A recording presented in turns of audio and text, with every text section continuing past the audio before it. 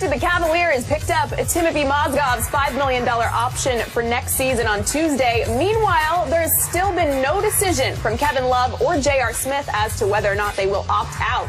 LeBron can opt out, and he has until next week to do so. But clearly the relationship between LeBron and David Blatt is not strong, to say the least. So, George, I'll start with you again. What does LeBron need to win a championship with the Cavs next season? Well, I think most importantly, he needs health. Yeah. Kyrie, obviously, Kevin Love's health status was, we saw what it was during the postseason. But I just think that team, it kind of reminded me of the Miami Heat in 2011, where like LeBron and the other guys were just kind of taking turns. There was really no cohesion there. LeBron felt most comfortable when he was out there with a bunch of role players who were just going to grind and play defense and shoot the ball. Now, that wasn't enough against a Warriors team that had been the best all season long, but I do think that that's really what they need. They need some cohesion. They need health. Those are the two most important factors for them. Now, I don't think they are a lock to win a championship, but they certainly can win the East, and because the East is pretty weak right now.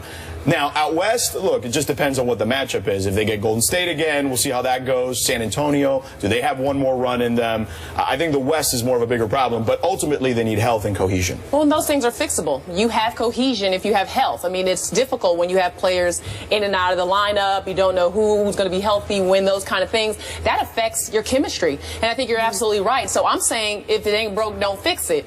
And they did a very good job with the crew they had, overachieved when you think about the impact of Kyrie Irving and Kevin Love. The one thing that does concern me a little is that in the finals losses against Golden State for Cleveland, they shot 26% from the three-point line. They have got to knock down shots. Now, JR is capable. I mean, they've got some capable pieces there. But do they look to add a piece? Because LeBron's going to get into the paint. And he wants to have someone to kick it to that can knock down the outside shot. So that may be an opportunity to tweak things just a little bit. But in terms of that core group, I think they've got everything they need. Like you said, they just need to be healthy. But, John, it's funny that you said that J.R. Smith is the one person that I think that can be replaced. Because I think when crunch time came, he was the one that didn't show out as well as he could have. But everyone knows that this is the team that if they're 100% healthy, they're the team to beat.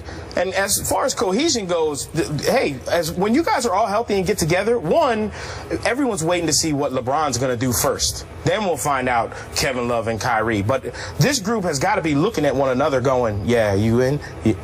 We're good? Okay, let's do it. And, okay, now what we need to do, we need to go on either a retreat or a fishing trip together.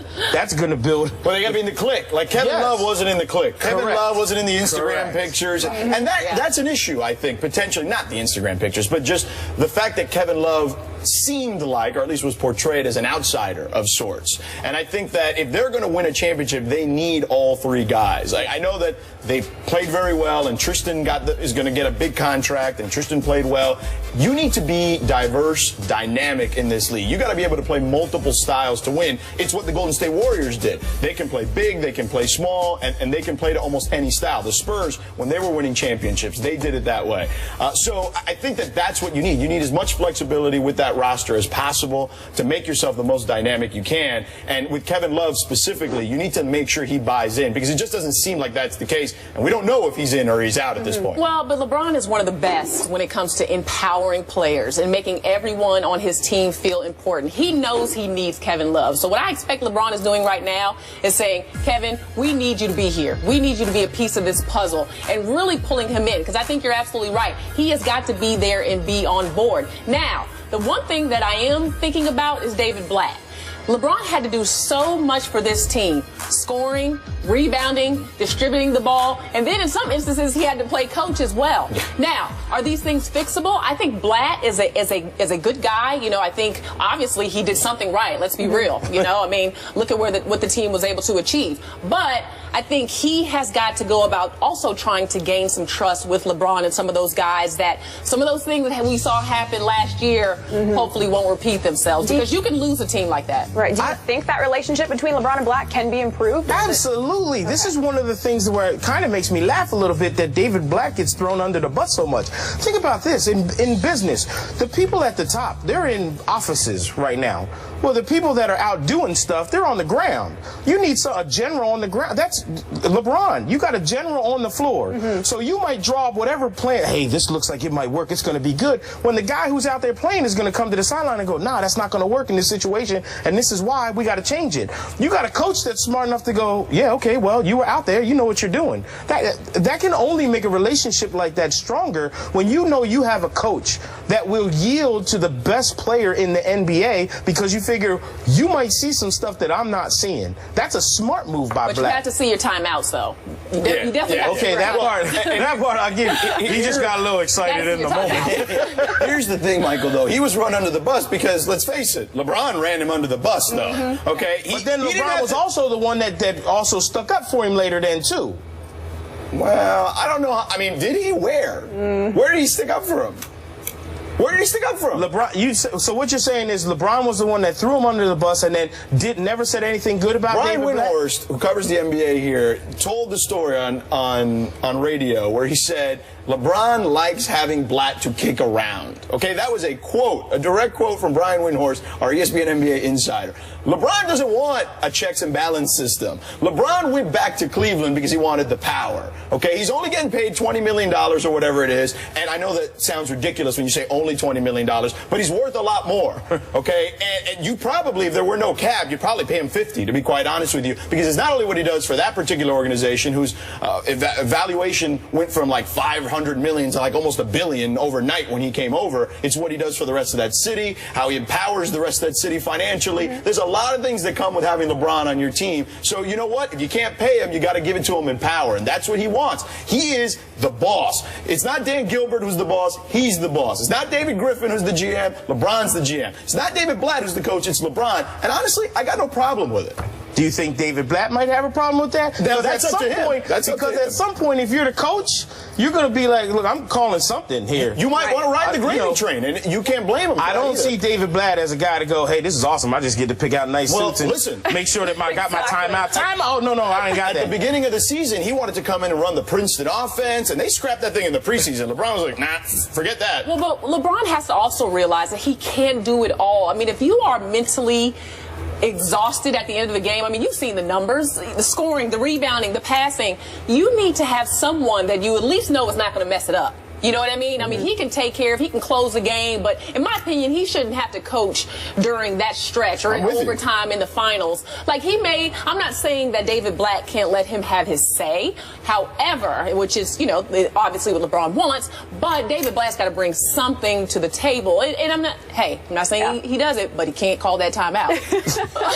Is there any chance LeBron doesn't come back to Cleveland? Oh, no, he's coming back. No. Now, what he can do to get his way is he's got the opt-out, and he can go on radio silence, and then all of a sudden he's freaking people out. Because I would be freaking out. Because he could just say, all right, look, if they don't do what I want to do, then he can threaten to leave. But I don't think he's ever going to leave because he wants to be there. He wants to win for that particular part of the country. He is an affinity for that area. Obviously, growing up in Akron, we all know the story coming home. But I think that that is part of it. And I almost think that because the marketing has been part of it, I don't think he has any choice but to stay there. But he can at least threaten that when it comes to the Cavs. It's an empty threat. Where's he going? And it's an empty threat. Where are you going to go? No. That's not only if the power that he has. It's like easy you to said. leave. It's once you've left once, it's easy to leave again. But you're just I'm not saying he is. You're just starting to get the fans back in. You're just starting to get that love for Cleveland back. I don't think you want to threaten. You're building your brand. You don't think that you want to see them burn in New Jersey again? You don't think the fans would blame Dan Gilbert and management over LeBron? Because I do. I think that fans would blame the organization and not LeBron. Not when we have shows like this that are going to call him out. Nah. Yeah. All right. Well, most people say the #1 pick in Thursday's draft will be Okafor or Towns, but will D'Angelo Russell be the best player? Find out next.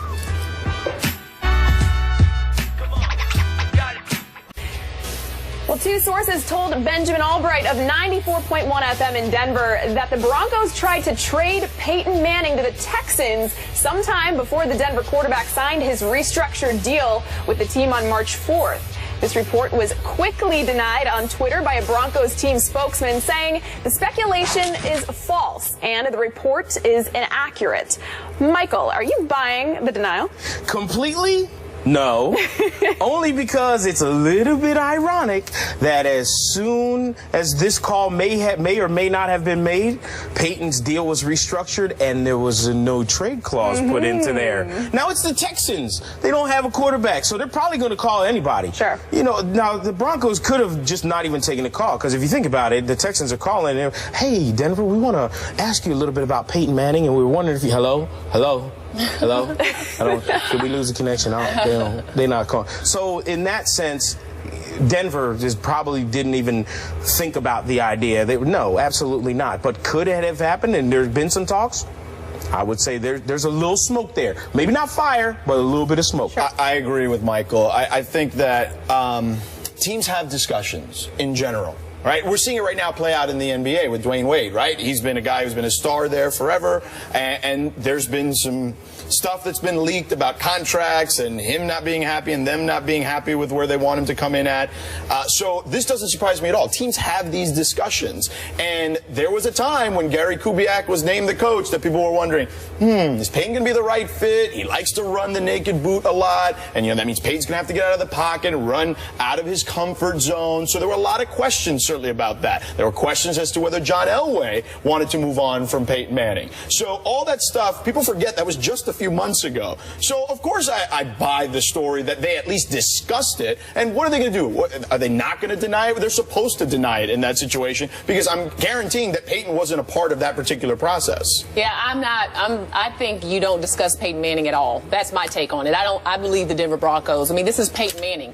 You off the top, you say, listen, we can't talk about him. I'll give you anything else you want, but not Peyton Manning. Why would they have that discussion? I don't understand. Denver is in a lose-lose situation there. Why would you give up Peyton Manning? Because you have to listen to everything that people are going to offer. But if you already Even know, when it comes to Peyton Manning, hey, what are you throwing on the table? Yeah, what does it hurt to listen? Hey, exactly. Just because I go to a steak restaurant doesn't mean I'm going to get steak. I might have chicken, but show me the prime. What does a prime rib look like? Right. Let me see what the ribeye is. Show me a little. Okay, I'm not going to do it, but thank you for showing me. Maybe you go surfing. Now the next time is, you know what, I'm gonna have some chicken. Look at that ribeye. You know what? Yeah, I will take the ribeye. Why not?